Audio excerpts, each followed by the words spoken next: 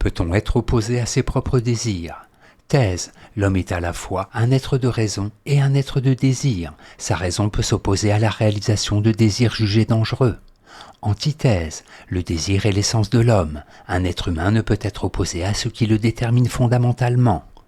Thèse. On peut être opposé à ses propres désirs. En effet, les désirs peuvent être vécus comme une cause de désordre, un asservissement de la raison aux instincts et au corps.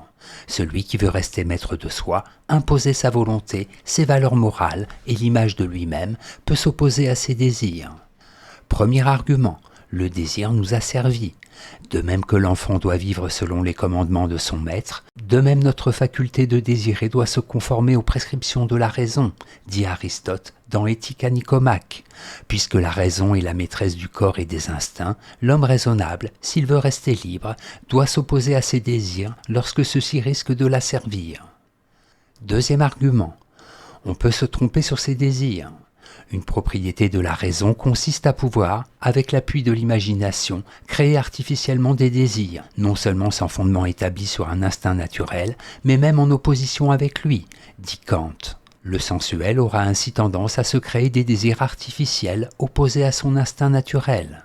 Troisième argument, le désir s'oppose à la maîtrise de soi. Selon Freud, la névrose résulte d'un conflit entre le moi et les valeurs morales d'une part, et des désirs jugés indésirables d'autre part. Cette censure des désirs s'appelle refoulement. Elle peut être consciente ou inconsciente. Pourquoi une personne s'opposerait-elle à ses propres désirs? Parce que ceux-ci peuvent être ressentis comme dangereux pour le moi. En bref, les désirs s'opposent à la raison et à la volonté. Celui qui veut être maître de lui-même et de sa destinée peut s'opposer à ses désirs.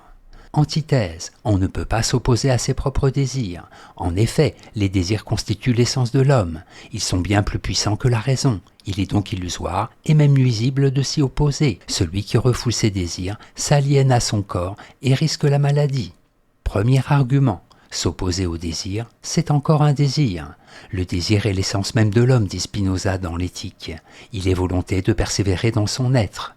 Ainsi défini, le désir n'est pas simplement un instinct corporel, mais les efforts, impulsions, appétits, volitions par lesquels nous désirons ce que nous jugeons utile à la conservation de notre être. Le désir de maîtriser ses passions est donc toujours un désir, plus fort et plus légitime que celui de céder à des passions nuisibles. Deuxième argument, la raison ne peut s'opposer au désir. Hume dit, puisque la raison ne peut jamais à elle seule produire une action ou engendrer une volition, je conclus que la même faculté est aussi incapable d'empêcher une volition ou de disputer la préférence à une passion ou à une émotion. Traité de la nature humaine. Le désir est un fait, or la raison ne peut rien contre les faits, sinon les constater et s'en accommoder. Troisième argument, le combat contre les désirs est perdu d'avance. Freud considère qu'il est impossible de refouler longtemps un désir sans dommage. Chasser le désir par la porte et il revient par la fenêtre, sous forme de symptômes névrotiques, phobies, cauchemars, etc. En revanche, le désir peut être sublimé, c'est-à-dire détourné à des fins plus hautes, travail intellectuel, foi, création artistique. En bref, on ne peut pas s'opposer à ses propres désirs, car ils sont la part la plus puissante et la plus authentique de notre être. Un désir refoulé fait retour sous une autre forme. Synthèse. Dans la mesure où ma volonté est autonome, elle peut très bien s'opposer à mes désirs. Je puis préférer par exemple faire un mariage de raison qui me procurera de la sécurité à long terme, plutôt que de suivre un amant ou une amante dans une aventure passionnée mais incertaine. S'opposer à ses désirs peut même être un devoir, lorsque ceux-ci prennent la forme de mauvais penchants, s'adonner à la boisson, à la paresse, à toute autre forme d'excès qui peut s'avérer autodestructrice. Toutefois, refouler ses désirs, en particulier le désir amoureux, au nom du contrôle de soi-même ou de la répression des instincts, peut être tout aussi destructeur, comme l'ont montré Freud et d'autres penseurs après lui. Dirigé sur un bon objet, le désir me construit, fait de moi une personne harmonieusement partagée entre un corps, un cœur et un esprit. Le tout est d'être sûr que notre désir est dirigé sur le bon objet, sur ce qui est réellement bon pour nous. En effet, comme l'ont montré entre autres Spinoza et Lacan, le désir peut se tromper d'objet. Note et commentaire.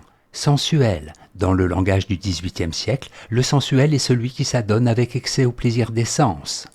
Volition. Acte particulier de la volonté. Acte de vouloir.